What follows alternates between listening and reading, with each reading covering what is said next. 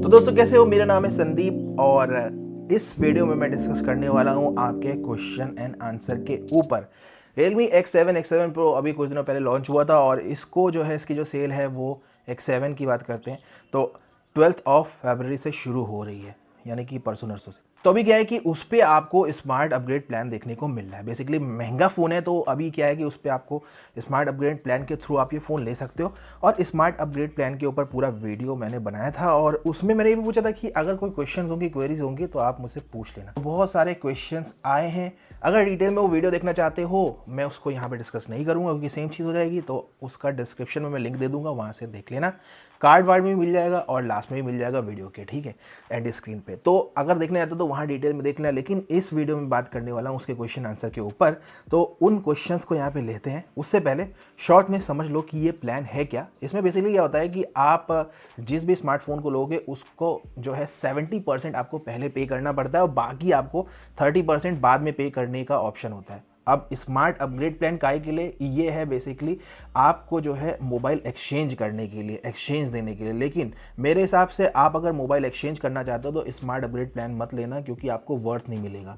और वो इसलिए उसका कोई फ़ायदा इसलिए नहीं होगा। अगर आप खाली स्मार्टफोन खरीदना चाहते हो तो सही है उसके लिए, ठीक है, और उसमें भी बहुत सारे फैक्टर्स है जो कि आपको देखने पड़ेंगे। तो बेसिकली अगर 10,000 का फ़ोन है तो 7,000 रुपये आपको पे करने पड़ेंगे, ठीक है। एक उसकी बात कर रहा हूँ एग्जाम्पल की। 10,000 का फ़ोन है तो 7,000 रुपये आप पे करोगे और 3,000 रुपये आप 12 महीने बाद दे सकते हो उनको। इस केस में, उसी केस में दे सकते हो कि अगर आप वो स्मार्टफोन रखना चाहते हो। और अदरवाइज़ आप क्या करते हो, दूसरा ऑप्शन क्या होता है, आप उस स्मार्टफोन को एक्सचेंज कर सकते हो फ्लिपकार्ट से और कोई नया स्मार्टफोन उसके बदले ले सकते हो। यहाँ पे आपका क्वेश्चन यही रहेगा कि हमारे स्मार्टफोन की वैल्यू क्या मिलेगी, और यहाँ पे जो आपकी वैल्यू रहेगी ये वही वैल्यू रहेगी जो कि आप ऑलरेडी आपको छूट मिल चुकी है, यानी कि इस 10,000 वाले फ़ोन के केस में 3,000 रुपये, ठीक है, जो उसने पहले छोड़ दिया था। तो इसी हिसाब से 20,000 का अगर Realme X7 की बात करता हूँ तो आपको 14,000 का पड़ेगा और 6,000 रुपया आपको जो है बाद में देने पड़ेंगे। और अगर आप उसे बाद में एक्सचेंज करना चाहते हो तो 20,000 के फ़ोन की वैल्यू आपको केवल 6,000 देखने को मिलेगी। इसीलिए मैं कह रहा हूँ कि अगर स्मार्ट अपग्रेड प्लान के तहत आप फ़ोन को एक्सचेंज करने की सोच रहे हो तो बहुत महंगा पड़ेगा। बिना सोचे समझे तो बिल्कुल भी मत करना, किसी भी तरीके से मत करना, महंगा ही पड़ेगा। और दूसरी चीज़ ये है कि अगर आप इसे जो है फ़ोन खाली लेना चाहते हो, बाद में चाहते हो कि बचाओ पेमेंट बाद में कर लेंगे, तो आप कर सकते हो। लेकिन कंपनी आपके साथ ऐसा करती क्यों है, इतनी मतलब अच्छी तो है नहीं जो आपसे कह दे कि आप जो है पूरा जो है मुझे जो है 30% बाद ही में कर देना। इस तरह का क्यों देती है? इसीलिए देती है जो स्मार्टफोन महंगे होते हैं, जिनके बिकने के चांसेस कम होते हैं, जिनमें ऐसा होता है कि हाँ उनकी सेल कम हो सकती है, ठीक है, और बहुत सारे कोलैबोरेशन वाले 2-3 फैक्टर होते हैं, इसीलिए लगता है। तो ये इसका बैकग्राउंड भी समझाना बहुत ज़रूरी था कि आपको दोबारा से उस वीडियो में जाने की ज़रूरत ना पड़े। जल्दी से अब उन क्वेश्चंस को ले लेते हैं, क्योंकि वो जो क्वेश्चंस आपने पूछे हैं वो बहुत ही ज़्यादा इंटरेस्टिंग है। मैंने खुद एक्सपेक्ट नहीं किए थे कि आप मुझसे ऐसे क्वेश्चन पूछने वाले हो। तो चलो जल्दी से बताते हैं। सर क्या मैं ICICI का जो ऑफ़र है 10% डिस्काउंट का वो भी लगा सकता हूँ? तो इन्होंने क्वेश्चन जो पूछा है वो मैं समझ गया, बट थोड़ा सा गलत पूछा है। 10% नहीं है, ICICI पे 5% है और 5% का अगर आप लगाते हो तो केवल 1,000 का आपको देखने को मिलेगा, ठीक है। और ये पूछना चाह रहे हैं बेसिकली कि क्या मैं 2 ऑफ़र एक साथ लगा सकता हूँ, उसमें एक्सिस बैंक का ऑफ़र है, ठीक है। अभी क्या होने वाला है कि ये जो पहला क्वेश्चन है यही सबसे ज़्यादा डिफिकल्ट है, क्योंकि इसके बारे में इन्होंने पूरा क्लियर नहीं बता रखा है।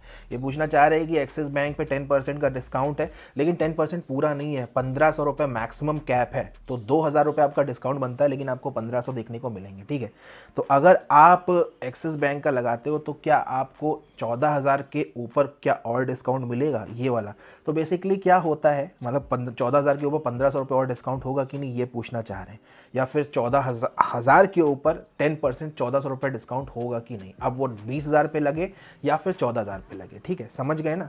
तो यहाँ पे वो चीज़ होगी कि नहीं बता देता हूँ, क्योंकि ऐसे डॉक्यूमेंट में कहीं भी नहीं दिया इन्होंने कि नहीं लगेगा। और यूजुअली क्या होता है, इस तरह के ऑफ़र 2 ऑफ़र्स के साथ एक साथ नहीं लगते, ये भी होता है, यानी कि 2 तरफ अपोजिट चीज़ें हैं। इन्होंने क्लियर किया भी नहीं कि हम नहीं देंगे, तो वो तो उसी दिन पता चलेगा कि 2 ऑफ़र एक साथ लगेंगे कि नहीं। फाइनली ये जो है 14,000 से नीचे और जाएगा कि नहीं। अगर आप ICICI का या फिर एक्सिस का आप कोई भी कार्ड यूज़ करते हो, उसके रिस्पेक्टिव ऑफ़र के ऊपर ये चीज़ अभी क्लियर नहीं हो, तो उसी दिन पता चलेगी। अगला जो क्वेश्चन है वो है, can I buy Realme X7 smartphone by Flipkart smart upgrade with EMI on Flipkart? Okay, so ये हाँ आप कर सकते हो, आप Realme X7 X7 Pro ले सकते हो EMI पे। ये ऑफ़र क्या है, इसमें आपको किसी भी बैंक का क्रेडिट कार्ड, एक मुश्त पेमेंट अगर करोगे तो किसी भी बैंक के क्रेडिट कार्ड को यूज़ करके कर सकते हो, और किसी भी बैंक के क्रेडिट कार्ड को यूज़ करके आप EMI से ले सकते हो। 2 तरीके हो गए। और तीसरा तरीका है बजाज फिनसर्व। बजाज फिनसर्व यानी कि फाइनेंशियल सर्विसेज जो बजाज की है, उसका जो कार्ड है उसको आप इस्तेमाल करके ले सकते हो। ठीक है, तीसरा क्वेश्चन जो यहाँ पे है वो है sir I have Bob debit card, so can I use it. तो डेबिट कार्ड नहीं यूज़ होगा, केवल क्रेडिट कार्ड यूज़ होगा। आगे बात करते हैं, जो 30% अमाउंट है वो पूरे देना पड़ेगा एक साथ, या वो भी EMI में कर सकते हैं। तो भाई उसे आप EMI में नहीं कर सकते हो, उसे आपको पूरा एक साथ देना पड़ेगा। जैसे ही 12 महीने बाद विंडो खुलेगी आपको पूरा पेमेंट एक साथ करना पड़ेगा, और वो किसी भी माध्यम से कर सकते हो। एक क्वेश्चन इसमें ये भी आया था, मैं बता देता हूँ, इसमें था, मान लो मिस हो जाएगा कि ये जो बचा हुआ अमाउंट है ये दिखेगा कैसे। एक बंदे ने पूछा था ये हम करेंगे कैसे, और दूसरे बंदे ने पूछा था कि ये दिखाई कहाँ पड़ेगा। मतलब एक ने पूछा था कि ये दिखाई कहाँ पड़ेगा, और एक ने पूछा था कि ये यहाँ मतलब जो है इसको हम किस माध्यम से, हमारे कहीं क्रेडिट कार्ड ही में तो नहीं बैलेंस हो जाएगा। तो ऐसा कुछ भी नहीं है मेरे भाई, ये आपके फ्लिपकार्ट के अकाउंट में होगा। ठीक है, ये आपके फ्लिपकार्ट के अकाउंट में होता है। तो जैसे ही जहाँ पे आपने ऑर्डर सेक्शन में जाओगे वहाँ पे आपका एक मेंशन हो जाएगा कि आपको इतना अमाउंट अभी रिमेनिंग है, इसमें देना है। फिर आप कोई भी माध्यम से UPI, नेट बैंकिंग या फिर क्रेडिट डेबिट कार्ड से उसको पेमेंट कर सकते हो बचे हुए को, लेकिन वो 12 महीने बाद विंडो खुलेगी। तो ये चीज़ ध्यान में रखना। और अगर इन केस नहीं देते तो कह दो कि हम तो नहीं देंगे, हमारा कार्ड में भी नहीं बैलेंस है, हम नहीं देंगे, तो डिवाइस लॉक हो जाएगी। ये चीज़ ध्यान रखना। उसके बाद ये कहता है क्या आप प्लान के तहत इस फ़ोन को लेना चाहोगे, तो मेरी ओपिनियन पूछ रहे हैं। तो यार इसमें बहुत सारे फैक्टर है। देखो, फ़ोन अगर बहुत ज़्यादा महंगा है, वैल्यूएबल नहीं है, तो मैं नहीं लूँगा, साफ बात। ठीक है, और अगर फ़ोन वैल्यू वाला है और अगर तुम पूरा पैसा फ़ोन का दे सकते हो फिर भी ये जानबूझ के ले रहे हो, तो ऐसा मत करना, ये गलत है। क्योंकि इसके बाद बहुत सारी बाउंडेशन हो जाती है। 1 साल से पहले तुम अपने स्मार्टफोन को ना बेच सकते हो, ना ट्रांसफ़र कर सकते हो, कुछ भी नहीं कर सकते हो अकॉर्डिंग टू इनका नोट जो इन्होंने दे रखा है टर्म एंड कंडीशन में। तो अगर पे करने की क्षमता है और फ़ोन वैल्यूएबल लग रहा है तो इस प्लान को मत लो, डायरेक्ट ले लो। अगर पे करने की क्षमता है नहीं है और फ़ोन वैल्यूएबल है, मतलब फ़ोन अच्छा लग रहा है और लेकिन हम पे नहीं कर सकते, तब उस केस में कर लो। लेकिन अगर एक्सचेंज करना है तो बिल्कुल भी इस प्लान को मत लेना। तभी लेना जब आपको जो है ये फ़ोन हमेशा के लिए अपने पास रखना हो, यानी कि पूरा पेमेंट करके अपने पास रख लेना, तभी लेना। एक्सचेंज में तो इसका 30% वैल्यू मिलेगी जो कि वर्थ नहीं होगी। बात करते हैं इसके बाद, अगर 7 मंथ बाद एक्सचेंज कर दूँ तो भाई इनका जो टर्म एंड कंडीशन है उसके अकॉर्डिंग तो आप 12 महीने से पहले कुछ भी नहीं कर सकते। 12 महीने बाद विंडोज़ ओपन होंगी तभी कर सकते हो। बाकी कोई चेंज हो सकता है प्लान में बाद में, तो हो जाए तो उसके बारे में नहीं कह सकता। और ये कह रहा है मोबाइल खो जाता, तो पंकज है ये, ठीक है। मोबाइल खो जाए तो मोबाइल खो गया अगर तो भैया जो तुम्हारा जो रिमेनिंग अमाउंट है वो तुमको देना ही पड़ेगा शायद, ठीक है। क्योंकि इस तरह का यहाँ पे इन्होंने जिक्र नहीं किया अगेन कोई नोट में। तो 2 केस हैं, ठीक है। अगर आप मोबाइल खोने की जो है रिपोर्ट करोगे, अच्छा ये कह रहे हैं कि मोबाइल खो जाए तो, ठीक है। अब इसमें 2 चीज़ें हैं, लोग 2 तरीके से पूछना चाहते हैं। एक मोबाइल खो जाए तो, और एक बंदा ये पूछ रहा होगा कि अगर हम मोबाइल खोने की एक्टिंग कर दे तो, है कि नहीं ऐसा। तो इसमें सिंपली ये कुछ नहीं करेंगे, तुम्हारी डिवाइस को लॉक कर देंगे, ठीक है। अगर खो गया तो भी लॉक कर देंगे, तब तुम्हें क्या फ़र्क पड़ना है। अगर तुमने झूठी कंप्लेंट दिखाई है कि खो गया, वो लॉक कर देंगे और उसके बाद वो फ़ोन जो है किसी काम का नहीं रह जाएगा। फिर खाली इसको ऐसे ऐसे करके देखना, ठीक है, कोई फ़ायदा नहीं है। और ये लॉक कैसे करते हैं, इन्होंने बोला है अपने टर्म एंड कंडीशन में कि यहाँ पे कुछ ये pre installed app, Flipkart app के साथ कुछ प्री इंस्टॉल सिक्योरिटी वाले ऐप देंगे, आप उसे अनइंस्टॉल नहीं कर सकते, ये भी लिखा है। तो उन्हीं ऐप के थ्रू ये कुछ करेंगे या फिर कोई तिगड़म बिड़ाएंगे। क्योंकि मैंने टर्म एंड कंडीशन में पढ़ा था इसलिए मैंने तुमको बता दिया। और थैंक्स फॉर एक्स्ट्रा नॉलेज होता है भाई, आप बहुत अच्छा समझाते हो, ये तो कोई क्वेश्चन नहीं है, थैंक यू यार। है search for this question many, ठीक है, बहुत जगह सर्च किया, मेरे वीडियो में मिल गया, ठीक है।